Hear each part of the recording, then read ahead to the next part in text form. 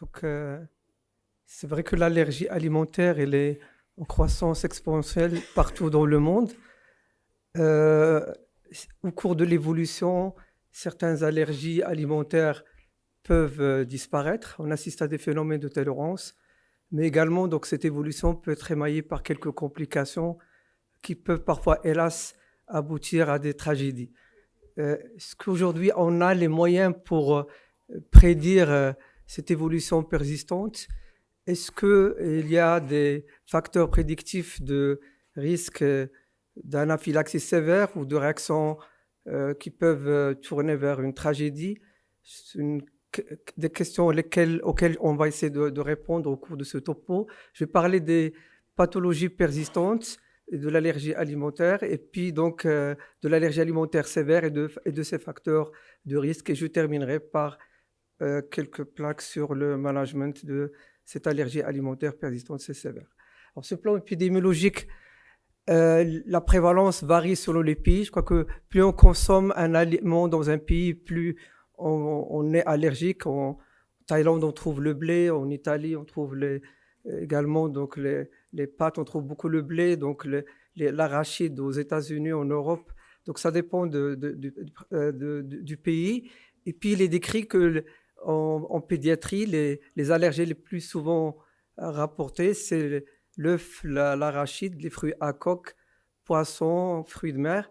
Ben, chez l'adulte, ça a été dit tout à l'heure, c'est des allergies alimentaires qui ont commencé dans la vie de l'enfance, mais il y a des allergies alimentaires qui s'installent de nouveau chez l'adulte. Alors, il y a certains qui répondent à un mécanisme IgE dépendant, donc d'autres à des mécanismes non IgE. Donc, on parle de Food Protein Enterocolite Syndrome, c'est le CEPA, dont l'évolution est souvent transitoire, mais qui aboutit à des réactions très sévères. Je ne vais pas revenir beaucoup sur le syndrome Pollen Food Allergy Syndrome, qui généralement rarement aboutit à une anaphylaxie. Je crois que le professeur Taylor a brillamment parlé de l'œsophagite à eosinophile. Et puis donc, j'insisterai beaucoup sur les formes IgE. Alors, sur les formes persistantes des allergies alimentaires, qu'est-ce qu'on peut dire? Il est classiquement décrit que certains allergènes se résolvent avec l'âge. Donc, notamment l'œuf, le blé, le soja et le lait sont décrits comme typiquement ayant une résolution avec l'âge. D'autres sont décrits comme ayant une évolution fixe et persistante au cours du temps. Alors j'ai dit que certains peuvent apparaître chez l'adulte, ils peuvent se résorber. On ne connaît pas très bien ce chapitre chez l'adulte, mais ce que je peux dire que c'est le CEPA, le food protein allergique proctocolite, ont tendance à se résorber, contrairement à l'œsophagite à eosinophile. Alors, quelle est l'histoire naturelle de cette allergie alimentaire? Donc, comme l'illustre un peu ce graphique, on montre que pour le lait, souvent, vers 4-5 ans, ça finit par se résorber. Pour le lait, un peu plus pour l'œuf, vers 60% des cas. L'arachide, 10-20%, un peu moins pour les fruits à coque, 3 à 10% dans le poisson, et puis 0,3% à 10% dans les fruits à coque. Donc, vous voyez que l'évolution, elle est imprévisible, mais aujourd'hui, connaître quels sont les facteurs qui prédominent la présistance est un défi très important, parce que proposer une éviction des allergènes de façon systématique et de façon chronique, c'est vraiment traumatisant sur le plan psychologique. Et puis, c'est un poids émotionnel très important pour les parents, pour la famille, la communauté, l'enfant à l'école. Donc, c'est dire que aujourd'hui, il faut avoir les moyens pour répondre à ces questions que posent les parents. Est-ce que ça va persister? Est-ce que ça va être sévère? Est-ce qu'on a les moyens pour répondre? On va essayer d'avoir quelques éléments de réponse. Alors, c'est vrai que pour les IgE, donc les allergènes décrits généralement, comme je dis, le poisson, le blé, l'œuf et le soja ont tendance à disparaître. Alors pour les fruits à coque, ils ont tendance à persister. Néanmoins, ce qu'on peut dire, c'est que le parcours de la littérature montre que la méthodologie invalide énormément d'études parce que certains sont rétrospectives, d'autres se sont basés sur des questionnaires, d'autres se sont basés sur des tests de provocation, ce qui augmente la puissance de l'étude. Alors, en tout cas, ce qui ressort de la littérature, c'est que ça dépend de la nature de l'antigène, de la sévérité initiale, de l'âge du diagnostic, des comorbidités, et puis donc beaucoup de biomarqueurs qui ont été étudiés. On ne connaît pas très bien les mécanismes, mais si on comprendrait les mécanismes, ça permettrait de travailler sur cette piste, mais il y a les cellules mémoire qui interviennent, les cellules dendritiques, les IL-10 qui interviennent dans la persistance. On a beaucoup parlé hier du rôle du microbiote intestinal et il y a des travaux qui ont montré que le microbiote entre 3 et 6 mois pourrait être un facteur de persistance des allergies alimentaires. Et si on l'étudie plus tard, il est le même chez les enfants qui ont montré une persistance et chez ceux chez lesquels on va voir une tolérance. Donc, à un certain moment, ça pourrait être un facteur prédictif.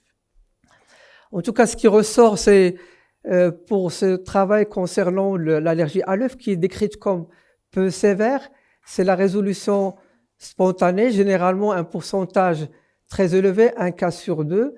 Et chez les personnes chez lesquelles le taux de l'allergie alimentaire persiste, 38%, donc le 1/3, persiste, tolère une forme d'œuf qui est cuit. Ce qu'on cherche en pédiatrie, c'est qu'il mange, c'est qu'il ait une qualité de vie. Donc on ne cherche pas à lui imposer un régime. S'il arrive à tolérer de l'œuf cuit, on travaille sur ce côté et ça pourrait induire des phénomènes de tolérance de l'œuf cru. Donc dans ce travail, on voit que énormément d'enfants vont voir que leur tolérance s'installe avec l'âge et ça c'est un phénomène bien documenté. Ça peut arriver donc jusqu'à 60% des cas. Alors, toujours pour... Alors, dans ce travail, donc on voit que le taux de résolution varie avec l'âge. Il peut donc, vers 7 ans, 14% des cas, 9 ans, vers 9 ans, c'est 40% des cas, et vers 12 ans, donc c'est 60% de cas. Les facteurs de risque de persistance qui sortent dans cette série, c'est une histoire d'anaphylaxie avant l'âge de 6 ans, une réaction pour de faibles quantités d'œufs cuits, et puis donc quand on a une sensibilisation à l'ovomucoïde qui est un allergène thermostable, on va voir un peu l'importance des facteurs de la chaleur dans la tolérance. Alors pour le lait, donc il a été démontré que plus un taux d'IgE spécifique il est élevé, plus un taux les tests cutanés sont élevés, plus la probabilité pour que l'allergie alimentaire se résorbe est faible. Ainsi, il a été démontré qu'un taux de plus de 10 KU par litre ou un test cutané plus de 10 mm, ainsi qu'une dermatite atopique sévère, c'est le seul allergène où la dermatite atopique est impliquée dans la résolution. On a beaucoup de chances pour qu'il y ait une résolution de cette allergie. Alors, comme l'illustre un peu ce travail, un taux d'IgE de moins de 2 KU par litre, on a une grande chance pour qu'il y ait une résolution vers 4, 5, 6 ans que si on a un taux de plus de 10 KU par. Donc de même, un test cutané plus de 10 mm augmente la probabilité de persistance de l'allergie alimentaire. La même chose pour la dermatite atopique. Plus il est sévère, plus il y a des chances de persistance. Voilà, c'est des facteurs prédictifs qui permettent peut-être de répondre aux parents sur la chance de résolution des symptômes. Ce qui ressort de la littérature, donc, c'est un taux spécifique d'IgE élevé, un taux de test cutané qui est élevé, la sévérité de la dermatite atopique et puis donc un taux de caséine qui est très élevé. La caséine, elle est thermostable, elle n'est pas détruite par la chaleur. Nous allons voir que ça intervient beaucoup dans la résolution de l'allergie aux protéines de lait de vache. Alors, donc, ce qui ressort, si on fait la synthèse de la lecture, l'âge de diagnostic, les comorbidités, leur sévérité, la sévérité des symptômes lors de l'ingestion, la taille, le bilan allergologique, et puis donc la ratio IgE sur IG4, la diète, le microbiote intestinal, et puis est-ce qu'il y avait des interventions? Est-ce que le régime d'éviction spontanée faciliterait la réaction? Est-ce que la tolérance ou l'introduction de formes cuites faciliterait la tolérance? C'est de plus en plus démontré que les régimes d'éviction aggraveraient plus le problème et que la conduction de régimes avec des phénomènes cuits faciliterait la guérison. Donc vous voyez qu'il y a beaucoup de choses qui restent en pointillé au niveau de la résolution des tests de l'allergie alimentaire. Qu'en est-il de la sévérité? C'est encore plus compliqué. C'est rare, c'est imprévisible, ça a été dit tout à l'heure. Et puis, ce qu'il faut savoir, c'est que beaucoup de personnes qui font des réactions fatales n'avaient pas d'histoire qui prévoyait ça. Donc, ils réagissaient auparavant des doses très très faibles, soit lors des TPO, soit lors de l'ingestion accidentelle. Avoir fait une réaction sévère ne veut pas dire qu'on va en faire d'autres. Et puis donc, ce qui a été démontré que dans cette allergie alimentaire, au cours de l'histoire naturelle, il y a à peu près le 1/3 de ces enfants aux États-Unis qui ont fait une réaction qualifiée comme sévère. 50% dans le monde adulte. 1/3 ont fait une visite aux urgences pour une réaction allergique, disons, sévère. Alors, quelle est l'incidence de cette anaphylaxie? On dit 1 par million de par an. Donc, si on extrapole le chiffre, on pourrait dire 30 millions au Maroc, 30 cas par an. Est-ce que les réactions, ce qu'on appelle les rescapés de mort, de mort par allergie alimentaire, ceux qui ont récupéré, le taux est plus élevé. Alors, on parle maintenant d'anaphylaxie réfractaire, c'est un concept qui est nouveau. C'est 2,2% de toutes les anaphylaxies. Un quart surviendrait chez les enfants, chez les personnes qui ont des allergies alimentaires, et puis 42% surviendraient durant l'exploration, disons les Oral Food Challenge. Alors, le problème, c'est, est-ce que c'est un problème de dose? C'est difficile de dire parce que dans les TPO, donc généralement, s'il réagit, on arrête. Est-ce qu'il y a des scores de sévérité au niveau de la littérature? Il y a beaucoup de scores qui ont été établis, mais leur validité n'a pas été confirmée. Est-ce que ça dépend des signes, des symptômes? C'est difficile de dire. Et puis, le problème quand on fait le parcours de la littérature, et c'est ça ce qui rend les résultats très hétérogènes. Sévère pour qui? Est-ce que c'est sévère pour le patient? Sévère pour la famille, pour les patients? Sévère à l'école? Sévère pour le clinicien angoissé, donc qui rapidement va donner l'adrénaline? Est-ce que c'est parce que c'est des enfants qui ont été admis aux urgences, en unité de soins intensifs? Il a été démontré que les personnes qui ont été admises dans les unités de soins intensifs, seuls 7% ont de véritables réactions sévères ou mortelles. 7%. Donc souvent, ils sont admis pour des observations. Donc c'est très difficile de qualifier ce mot sévère et on voit donc une opacité dans ces termes. Et s'il est dans l'asthme, assez facile de déterminer la sévérité de l'asthme, très difficile dans l'admission, donc dans l'allergie alimentaire. En tout cas, donc ce qu'on peut dire dans ce travail, c'est 5% donc qui étaient admis en unité de soins intensifs et vraiment 0,45% qui ont fait un épisode qui était fatal. De même, ce travail-là qui montre que beaucoup d'enfants, de personnes, parce que là c'est un travail qui mélange tous les âges, l'ont été pour une observation. Alors, voilà. Alors, définir le terme anaphylaxie, quand on parcourt la c'est pas évident. Sérieuse, systémique hyper. C'est quoi une réaction sérieuse? On dit les rapides, mais pour le médecin qui la voit, parfois c'est difficile. On dit qu'elle peut causer la mort.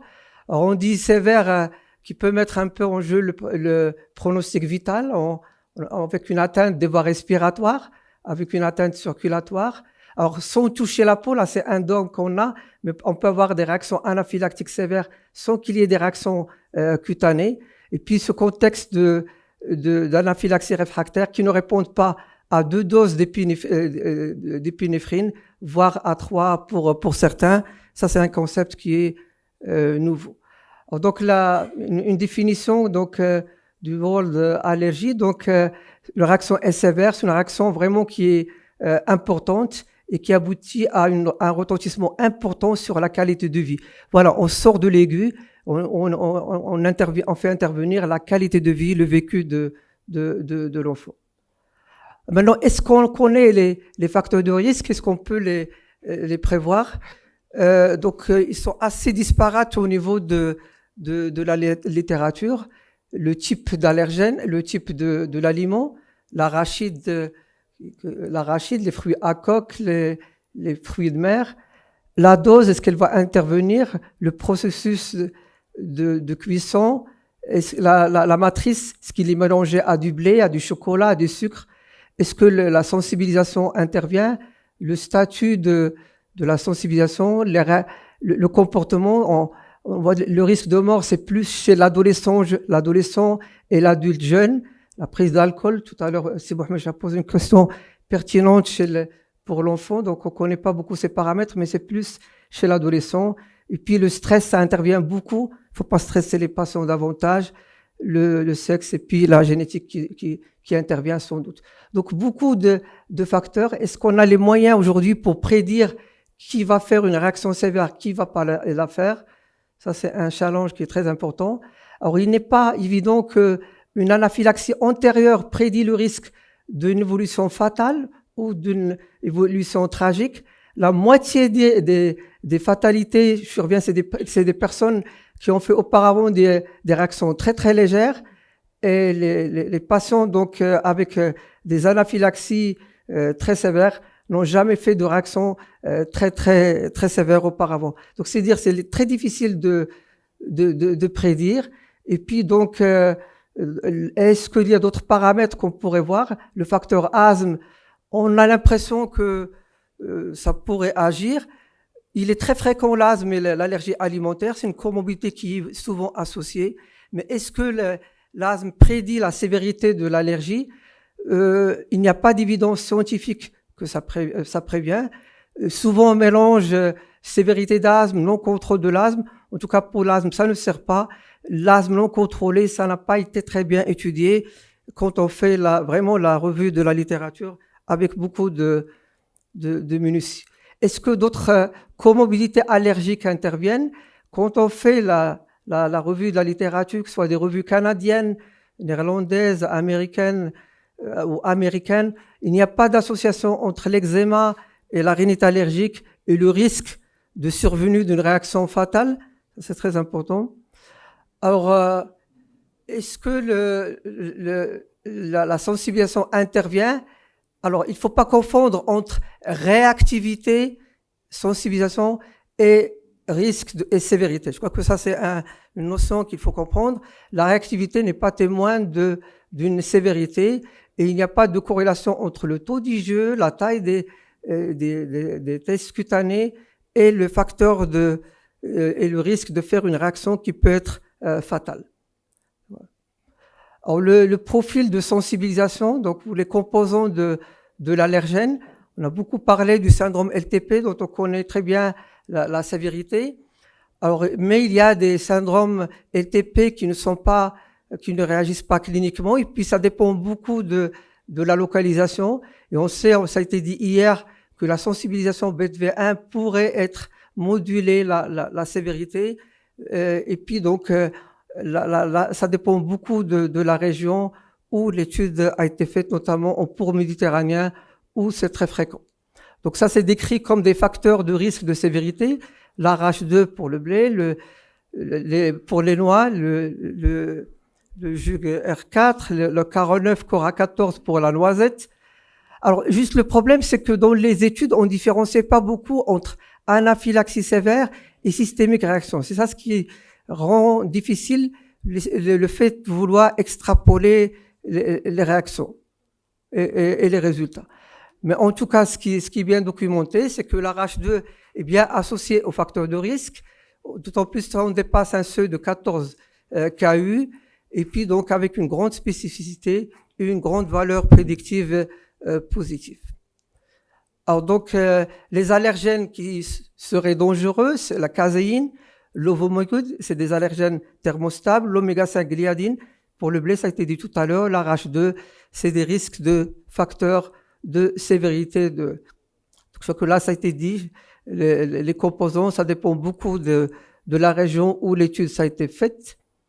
Alors, on a beaucoup travaillé sur d'autres biomarqueurs, notamment le basophile activation test. Et il a été démontré qu'il aurait une grande spécificité, une grande sensibilité, notamment pour l'arachide. Mais juste ça, c'est la disponibilité qui pose un problème. Alors, la mastocytose, ça a été ébauché tout à l'heure. Il y a peu d'évidence entre les désordres mastocytaires et les faux d'allergie. Donc, c'est pas comme dans les immunoptères où c'est bien corrélé.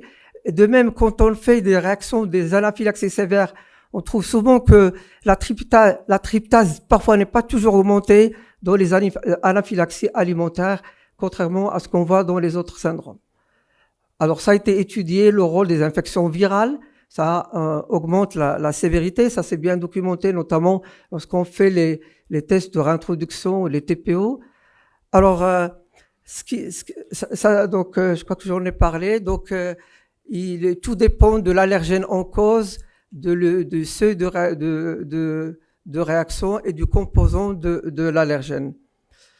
Alors, est-ce que la dose intervient? Je crois que ça c'est bien documenté maintenant, qu'il y a pas de relation entre la dose et la sévérité. Vous voyez que plus on mange, plus on prend l'allergène, plus ça va être, on aura la réaction sera sévère. Donc la dose réactive ne prévoit pas l'anaphylaxie.